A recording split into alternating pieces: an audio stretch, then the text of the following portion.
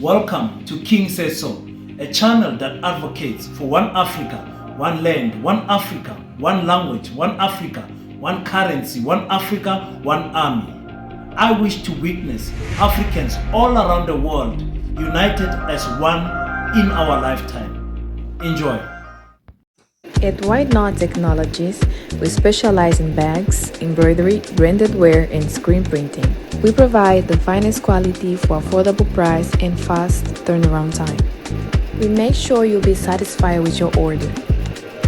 Visit us at 18 Fisher Avenue, Epping. Mangwanani, makasimba here. Takasimba. Notenda. No Taura Shishona Mbichana. What's up, ladies and gentlemen? It's your boy King053, Mr. Easy, Imali Enengi, and we're back at it again. And this time around, we're covering the Zimbabwean elections that will be happening in 3 days on the 23rd of August. Okay. And yes, I do. No Taura Shona Mbichana. Shona, I think, is the first language outside South Africa that I learned. And I'm quite fluent in Shona. Can hear it. It's a Bantu language, so it's very easy to learn. And I have put Zimbabweans at a standard where I say Zimbabweans are the most. I have to phrase this careful. I want to say peaceful, but I want to use another word. They are the nicest people that you will ever meet in your life. Zimbabweans. Very soft-spoken people, very helpful people, very hands-on people, very wise people, very educated people. And because of the word I wanted to use was kind. Because of their kindness, they get to take people tend to take advantage of their kindness. Zimbabweans are very kind people. The ones I have met, by the way, and I've met a lot. That is why I can even utter some words with their language in Shona. And Ndebele ngisaraka njengelimi langa kethu. Can't tell me anything about Ndebele, so that's a language I think that's my first or second language because I grew up in KwaNdebele. So guys, the elections are upon us. We have seen there's actually two people to speak about, which is Nelson Chamisa and Mnangagwa. The other people are just there because you need diversity in terms of political options and all of that. But the two, Nelson and Mnangagwa, are the two people honestly with a chance to win these elections. And you have seen the polls, what we call the forecasting polls, that say if everything goes as it appears on the ground, Nelson, the surveys are suggesting that Nelson might just take this election, of which I don't believe. Of course, I don't see Mnangagwa handing over power after aggressively taking power from Robert Mugabe, aggressively so. You know, this was when 2017, 2019, somewhere there around, and they took the power. It should be 17, not 19, and they took the power from the man who did not want to, who wanted to die as a president. Robert Mugabe, a very wise man, a very pan-Africanist president, but unfortunately with the sickness that we have in Africa, president just simply want to sit there forever. And Mnangagwa took him out, and he took over, and people thought there's going to be change, Up to today, looking from outside, if you are from Zimbabwe, please feel free to comment on the comment section, and please click the like button and subscribe, because this is the channel that you need when it comes to all political content across Africa. Looking from the outside as a South African, I did not see any significant change in Zimbabwe. In fact, the Gold Mafia series episodes that came out 1, 2, 3, and 4. I did cover them on my channel. Just go down and scroll down and watch the other videos. showed us the level of corruption that is there. But the level of corruption that Mnangagwa and his cabinet are doing is because of the sanctions. Because Zimbabwe is rich with minerals. You guys won't believe Zimbabwe is a rich country. It's not a poor country. It is suppressed because of the sanctions on them. But truly speaking, Zimbabwe is a rich country, and it can take over SADC if they wanted to, if all the sanctions fall away. But they're currently working, of course, with Russia, currently working with China. So things are starting to develop slowly. So after these elections, depending on who will emerge the winner, it will bring about direction as to where Zimbabwe will go. I'm here to say Nelson Chamisa has been having a good campaign, galvanizing the support on the ground. You can see him everywhere. Everyone is wearing the CCC yellow clothes, and they are saying, listen, we want to vote for this young man. I'm saying vote for this young man. Why not? Why not? Because with Mnangagwa, what you're getting is what you know. And what you know is that nothing is going to improve. Nothing is going to improve when it comes to Mnangagwa. Chamisa is someone that we can say, let's give him a chance. Let's see what will happen in the next 5 years, in the next presidential period, and let's give this young man a chance. Zimbabweans, you need a young man there. You know, just like South Africa is looking at Julius Malema as the next person to take the country forward in terms of Pan-Africanism spirit and a person that stands for Africans. Zimbabweans, I believe that I don't see any other candidate. Please correct me on the comment section other than Nelson. Ironically, he has the same name as our first president in South Africa, Nelson Mandela. So give Nelson a chance, guys. Give Nelson a chance. As I was doing my research, I came across a video where the president built a borehole for people in terms of to buy the votes. He built a borehole, and these people were celebrating. But there's a lady that speaks there that says, listen, people and children have been dying of cholera. What is it? When you drink still water, water that is not moving. And she says people have been dying, and we thank the president that when we went to his office, this gentleman speaking, when we went to his office, he listened to us. I mean, for how long were you guys waiting for this borehole? Is building a borehole supposed to be a campaign for elections? Let me just play the video and you guys can see it, so we can come back and talk more.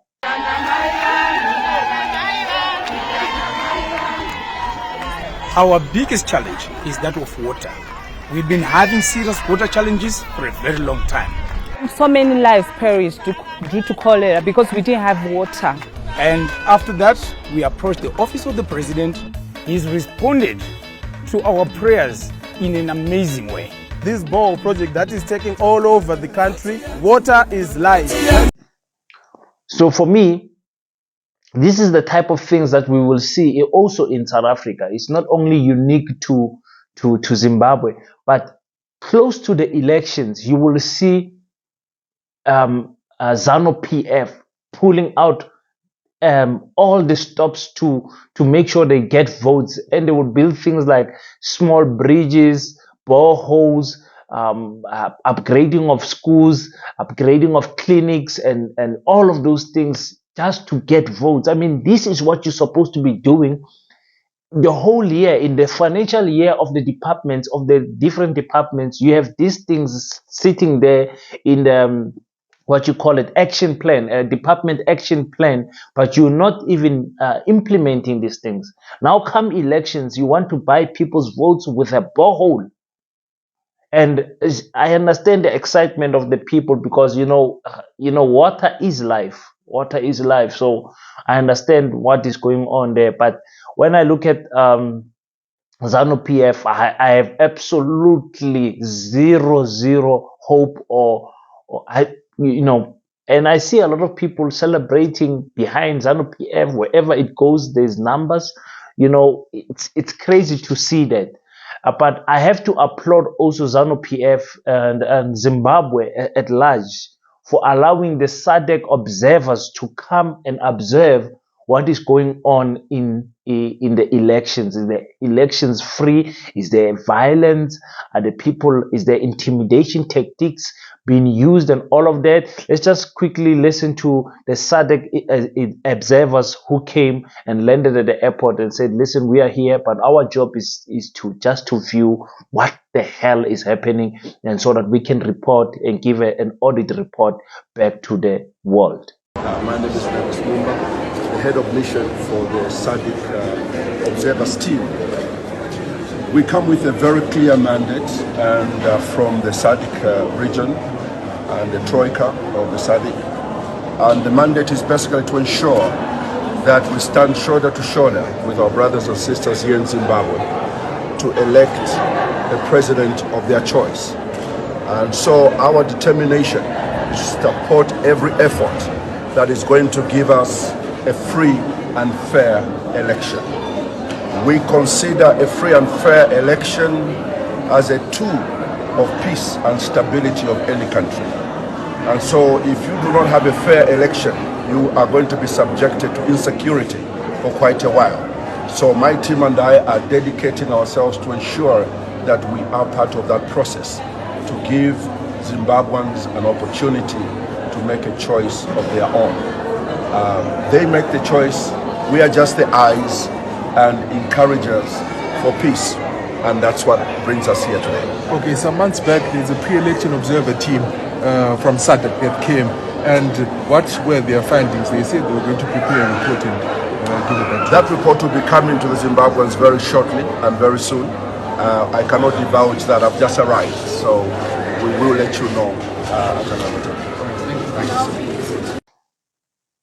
So it's very nice to see that the Zimbabwe opened up to people to come and scrutinize their election campaign and everything. Even though we know building up to the elections, there was some set of rules that were prohibiting other political parties from campaigning as freely as they want to. We can't complain too much. We know this person is a dictator. Mnangagwa is a dictator. He's there to dictate whatever is happening. And even the media space, Zimbabwe owns like 80% of its media space. The 20% that is private is also controlled and given regulations on how to report and not to talk nonsense. They call it what is it? It's something to do with keeping the name of Zimbabwe clean, not reporting rubbish and always reporting bad news, because that's not good, because they believe if you report bad things about Zimbabwe, that is why the sanctions keep on being enforced on Zimbabwe, which is utter nonsense. But anyway, that is what is going on in Zimbabwe. So for me, I was watching very closely. I'm doing this. I wanted to do this video a day before the elections, the 22nd, but then I saw my schedule was going to be very tight. So now with the ZANU-PF, they brought Pearl Thusi and Sulomake in Zimbabwe. Now Pearl Thusi apparently was not brought there to do campaigning, even though we saw her at the Parliament House, sitting there and wearing the regalia of ZANU-PF, showing the scarf of the ZANU-PF, showing it's a sign of endorsing the party.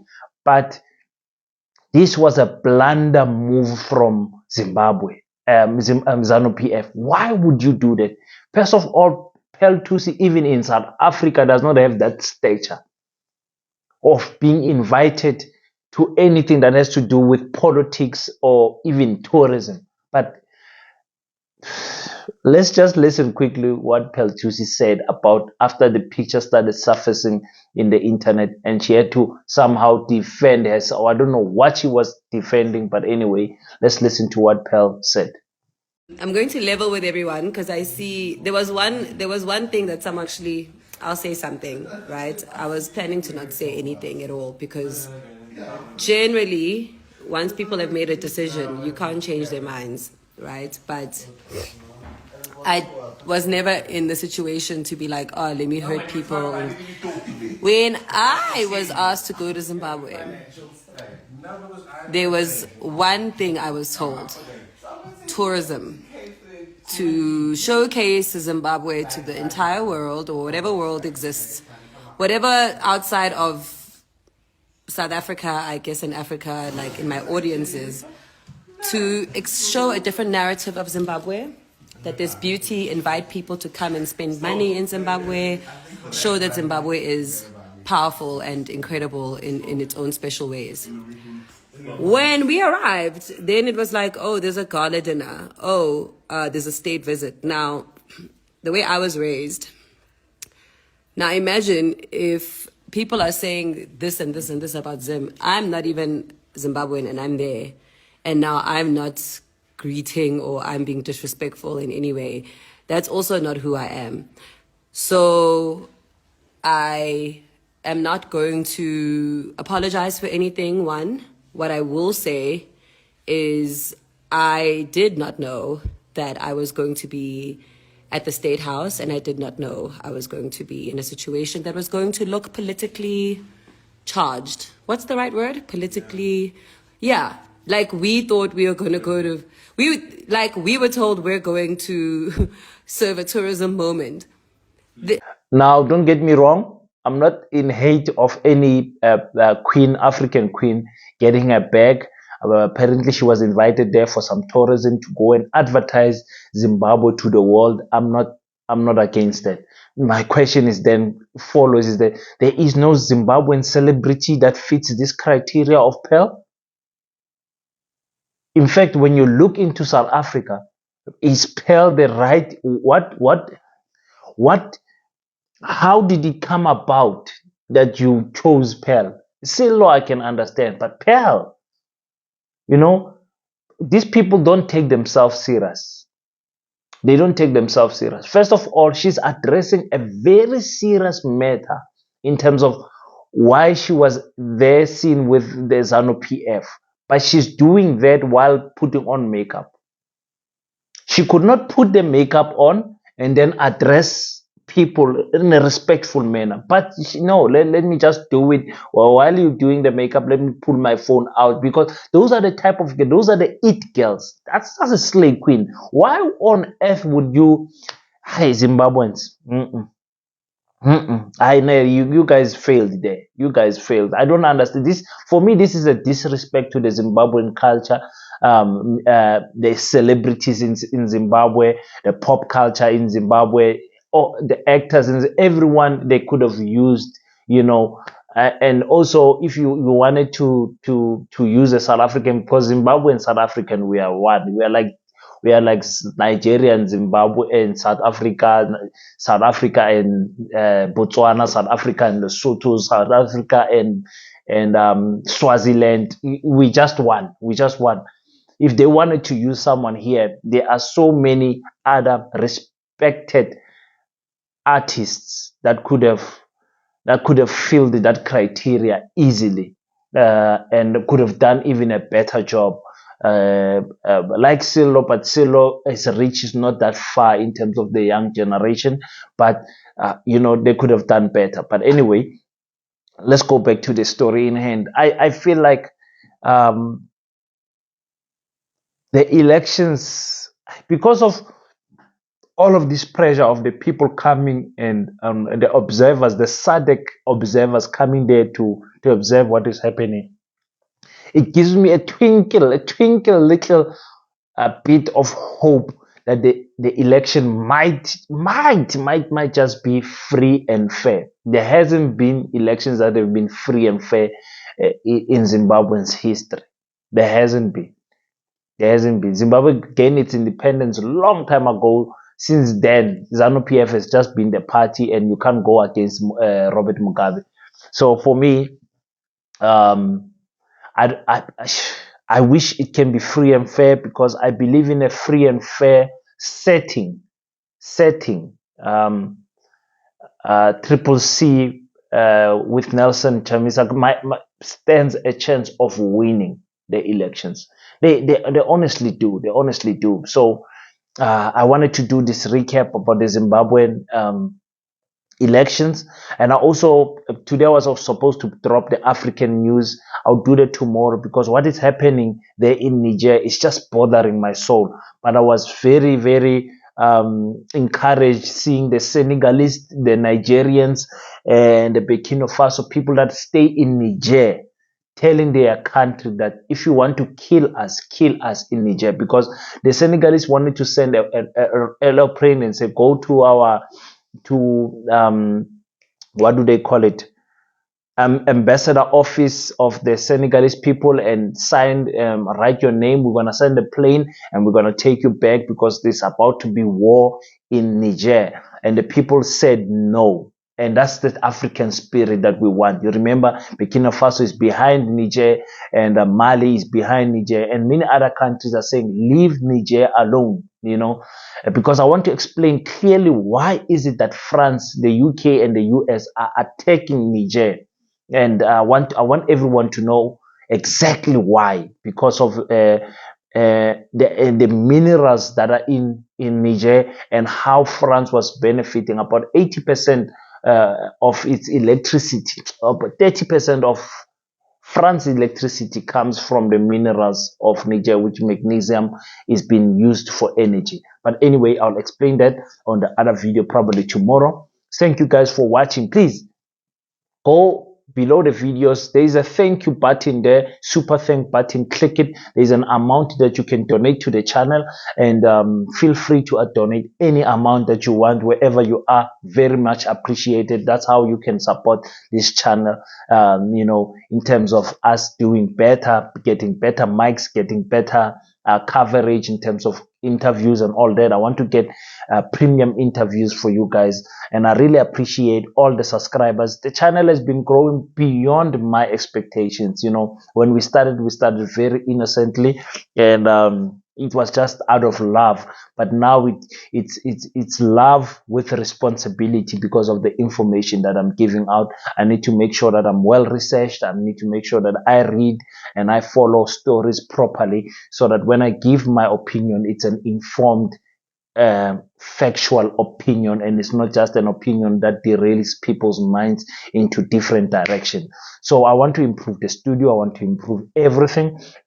Make sure that you guys get a premium product, that you guys don't waste your data on me viewing, you know, rubbish content. But I appreciate it. The words of encouragement on every, you guys are becoming like family now, and some of you have even wished my wife a good health. You know, my wife is undergoing 7 surgeries. She has already done 2.